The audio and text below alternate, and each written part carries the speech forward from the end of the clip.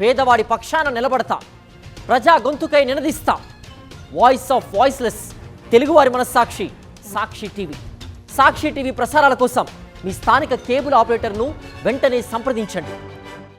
శ్రీనివాస్ గారు చెప్పండి, మీరేమంటారు? ఇప్పుడు హైకోర్టు ఇచ్చినటువంటి ఆదేశాలు సర్క్యులర్ పాటిస్తే అవకాశం ఉందా లేదా? దాన్ని మళ్ళీ సర్కంవెంట్ చేస్తూనో లేదా ఓవర్కమ్ చేస్తూనో ఇంకా కొత్త పద్ధతులు పోలీసులు కనిపెట్టే అవకాశం ఉందా? ప్రభుత్వంలో ఉన్న వారి ఒత్తిడికి మేరకు చేయకుండా నిజంగానే రూల్స్ పాటించే అవకాశం ఉంటుందా? ఉండదు. అలాగే ట్రోల్స్ విషయంలో కూడా చాలా క్రిటికల్గా బార్ కౌన్సిల్ తీర్మానం కానీ ఇవన్నింటినీ పాటిస్తారా లేదా? శ్రీనివాస్ గారు. నమస్తే సార్. నమస్తే అండి. ఇప్పుడు ఇష్యూ చేసినటువంటి సర్కులర్ ప్రకారంగా హైకోర్టు వారు ఇచ్చిన గైడ్ లైన్స్ తప్పనిసరిగా పోలీసు వారు కానీ కోర్టు వారు కానీ పాటించాల్సిన అవసరం ఉంది. అయితే ఎప్పుడైతే పోలీసు వారికి అరెస్ట్ విషయంలో డిస్క్రిప్షన్ అనేది ఇవ్వడం జరిగిందో ఆ డిస్క్రిప్షన్ ని మిస్యూజ్ చేయడం అనేది జరుగుతూ ఉంది. ఈ సర్కులర్ ద్వారా ఆగిపోయేటువంటి పరిస్థితి కూడా పూర్తిగా ఏమీ లేదు. ఆ మిస్యూజ్ అనేది కొనసాగేటువంటి అవకాశం ఉంది. ఎందుకంటే అక్కడ జరిగిన వాస్తవాల కంటే భిన్నంగా వాళ్ళు ఒక కథ కల్పించి అక్కడ నేరం జరగకపోయినా జరిగినట్లుగా చిత్రీకరించి ముద్దాయిల మీద కేసు బనాయించడం, అలాగే ఈ ముద్దాయిలు ఏదో ఈ దేశం వదిలి వెళ్ళిపోతారని లేకపోతే ఫర్దర్ ఇన్వెస్టిగేషన్ అవసరం ఉందని ఇంకా ఎవిడెన్స్ ట్యాంపరింగ్ చేస్తారని రకరకాలైనటువంటి సాకులు చెప్పి రిమాండ్ కోరేటువంటి పరిస్థితులే కనబడుతున్నాయి తప్ప దానికి ఫుల్ స్టాప్ ఖచ్చితంగా పడేటువంటి పరిస్థితి అయితే ఈ జీవో ద్వారా కూడా వస్తుందని చెప్పేసి నేను అనుకోవడం లేదండి. అయితే మరి ఎట్లా దీనికి ఆల్టర్నేటివ్ ఏంటి? ఇప్పుడు ఉన్నంతలో హైకోర్టు ఇచ్చిన ఆదేశాలు మంచివని విజయబాబు గారు లాంటి సీనియర్లు చెబుతున్నారు కదా, మీరేమో దానికి డిఫర్ అవుతుందంటే మెజిస్ట్రేట్స్ అంటే జడ్జెస్ ముందు ఎవరి ముందుకైతే రిమాండ్ వస్తూ ఉందో ఆ జడ్జెస్ స్క్రూటినీ చేసి అక్కడ యాక్చువల్ గా రిపోర్ట్ లో ఇచ్చినటువంటి అంశాలేంటి, కంప్లైంట్ రిపోర్ట్ చేసినటువంటి అంశాలేంటి, పోలీసు వారు దాన్ని ఏమైనా డెవలప్ చేశారా లేదా ఏదైనా కథ కల్పించి రాశారా అనేది స్పష్టంగా పరిశీలించి ఆ 161 స్టేట్మెంట్స్ లో కానివ్వండి, ఫర్దర్ గా పోలీసులుగా డెవలప్ చేసినటువంటి ఇన్వెస్టిగేషన్ లో కూడా యాక్చువల్ గా ఇచ్చినటువంటి రిపోర్ట్స్ కి, అలాగే ఆ రిపోర్ట్ లో కూడా యాక్చువల్ గా ఏ వీడియో మీద లేకపోతే ఏ పబ్లిష్ అయినటువంటి మ్యాటర్ పైన అయితే కంప్లైంట్ చేయబడిందో ఆ పబ్లిష్ చేయబడినటువంటి కంప్లైంట్ లో కానీ వీడియోలో కానీ ఇంక్రిమినేటింగ్ మెటీరియల్ అఫెన్సివ్ మెటీరియల్ ఏమైనా ఉందా లేదా, యాక్చువల్ గా ఆ సెక్షన్స్ అట్రాక్ట్ అవుతున్నాయా లేవా, రిపోర్ట్ కూడా ఇట్ సెల్ఫ్ మోటివేటెడా, ఆ రిపోర్ట్ ని పోలీసు వారు ఫర్దర్ గా డెవలప్ చేశారా అనేది తప్పనిసరిగా 100% జడ్జెస్ కనుక స్క్రూటినీ చేసి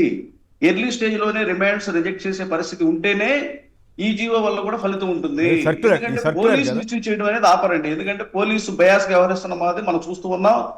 ప్రభుత్వాన్ని చెప్పినట్టుగా తప్పుడు కేసులు పెడుతూ ఉన్నారు. అలాగే మీ కేసు విషయంలో కూడా చూసాం. అక్కడ మాట్లాడిన మాటలు వేరు, వాళ్ళ దాన్ని అనేక రకాలుగా బూస్టప్ చేసి అనేక రకాలుగా పదాలు మార్చి అక్కడ నేరం జరిగినట్టుగా క్రియేట్ చేసి మీ మీద కేసు పెట్టడం అనేది జరిగింది. ఇటువంటి విషయాల్లో కోర్టు వారు క్షుణ్ణంగా యాక్చువల్ గా ఏం మాట్లాడారు, ఆ మాటల్లో ఏ విధంగా నేరం జరిగిందా లేదా అనేది పరిశీలించాల్సిన అవసరం ఉంది. ఆ రిపోర్ట్ లో కూడా మోటివేటెడ్ అండ్ పొలిటికల్ ఇంటెన్షన్ ఇచ్చినటువంటి రిపోర్టా కాదా అనేది పరిశీలించాలి. అలాగే పోలీసు వారు రాసేటువంటి కథల్లో కూడా వాస్తవికత ఎంత, జాగ్రత్త పడాలి. ఈ ముద్దాయిలుగా పెట్టినటువంటి వాళ్ళు నేరం చేశారా లేదనేది కోర్టు 100% చూస్తేనే ఈ జీవోకి సార్థకత ఉంటుందండి. లేని పక్షంలో యథాతథంగా పోలీసు వారు తప్పుడు కేసులు పెడుతూనే ఉంటారు. ఆ కేసులు ప్రకారంగా అనవసరమైన ఈ నిర్దోషులు బాధితులు అవుతూ ముద్దాయిలుగా కోర్టులకు రావాల్సిన పరిస్థితి అయితే ఉంటుందండి. కాబట్టి పోలీసు వ్యవస్థను కంట్రోల్ చేయాల్సిన బాధ్యత న్యాయ వ్యవస్థదే. పోలీసు చట్టాన్ని ఉల్లంఘించినప్పుడు ఆ చట్టాన్ని ఉల్లంఘించిన పోలీసులపై చర్యలు తీసుకోవాల్సిన బాధ్యత, చట్ట ప్రకారం వాళ్ళు నడిచే విధంగా నిర్దేశించి వాళ్ళకి డైరెక్షన్ ఇవ్వాల్సిన బాధ్యత, అవసరమైతే పనిష్మెంట్ ఇచ్చే బాధ్యత కూడా న్యాయస్థానాలదే. న్యాయస్థానాల చొరవతోనే ఈ తప్పుడు కేసులను మనం నిరోధించాలి తప్ప పోలీసు వారు ఇప్పుడు కూడా అంటే అట్లా కాదు. మీరు చెప్పింది బాగానే ఉంది, కానీ ఇక్కడ న్యాయ వ్యవస్థను కూడా పాపం వాళ్ళని కూడా మనం జాలిపడాలి కదా. ఇష్టం వచ్చినట్టు పెద్ద పెద్ద జడ్జిల మీద ట్రోలింగ్, ఇప్పుడు జడ్జిమెంట్ మీద చర్చించవచ్చు, దాన్ని ఎవరు తప్పు పట్టం. కానీ వ్యక్తిగతంగా హననం చేయటం కానీ ఇవన్నీ వ్యక్తిగతంగా రకరకాల దోషణలు కానీ ఇవన్నీ తప్పు కదా. ఏ గవర్నమెంట్ ఉన్నా కూడా ఏ పార్టీ అధికారంలో ఉన్నా లేకపోయినా చేయకూడదు. కానీ మరి కొంతమంది చేస్తున్న తీరు, ఒకప్పుడు సిబిఐ ఎంక్వైరీ దాకా వెళ్ళింది, కొంతమందిని అరెస్ట్ చేశారు, కానీ ఇప్పుడు ఎందుకు చేయట్లేదనే ప్రశ్న వస్తుంది కదా. హైకోర్టు ఇప్పుడు ఇష్టారాజ్యంగా శ్రీనివాసరెడ్డి గారి మీద చేసిన వ్యాఖ్యలు చేసిన వాళ్ళ మీద కూడా చర్య తీసుకునే పరిస్థితి ఉందా లేదా? చివరికి ఆయన ఈ గోలంతా నాకెందుకని తప్పుకునే పరిస్థితి. మరి ట్రోలింగ్ మీరు అన్నారు కదా, జడ్జిలు మెజిస్ట్రేట్లు వాళ్ళంతా గట్టిగా ఉండాలి. గట్టిగా ఉంటే ఈ సమస్య వస్తే పాపం వాళ్ళని మాత్రం ఏమంటాం? జడ్జెస్ ఎప్పుడు కూడా ప్రొటెక్షన్ లో ఉంటారండి. ఈ చట్టమే వాళ్ళని రక్షిస్తూ ఉంటుంది. జడ్జెస్ మీద కామెంట్స్ పాస్ చేసినందుకు రీసెంట్ గా మనం చూసాం. హైకోర్టు వారు ఎవరెవరైతే కామెంట్స్ పాస్ చేశారో వాళ్ళ మీద చర్యలు తీసుకోవడం, నోటీసులు ఇష్యూ చేయడం, కేసులు కట్టడం జరిగింది.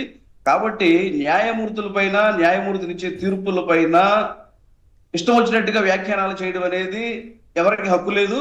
కాబట్టి జడ్జిస్ ఈ మీడియాలోనో లేకపోతే మరో రకంగానో వాళ్ళని ఏదైనా ట్రోల్ చేస్తారనో సందేహించాల్సిన అవసరం అయితే ఉండదండి. జడ్జిస్ మీద ఆ ఇన్ఫ్లుయెన్స్ కూడా చాలా తక్కువ ఉంటుందని నేను అనుకుంటున్నాను. ఎందుకంటే జడ్జిస్కి తెలుసు ఇవన్నీ, వాళ్ళ యొక్క చేసేటువంటి చర్యల పైన, లేకపోతే ఆ జడ్జిమెంట్స్ పైన, లేకపోతే ఆర్డర్స్ పైన అనేక మంది అనేక రకాలుగా కామెంట్స్ చేసుకుంటూ ఉంటారని కరెక్టే, కానీ బార్ కౌన్సిలే తీర్మానం చేయాల్సి వచ్చింది కదా. బార్ కౌన్సిలే ఉండదని చెప్పేసి నేను అనుకుంటున్నాను. కాదు, బార్ కౌన్సిలే తీర్మానం చేయాల్సి మీడియాలో వచ్చింది కూడా విస్తృతంగా అదని ఇదని బయట జరిగిన నేరాన్ని అనేక రకాలుగా మౌళ్ళు చేస్తూ అనేక రకాల కల్పితాలతో కథనాలు కూడా ప్రచారం అయ్యే విషయాలు కూడా జడ్జిస్ నోటీసులో తప్పనిసరిగా ఉంటాయండి. వాళ్ళు అవన్నీ కూడా తప్పనిసరి పరిశీలిస్తారు. రైట్.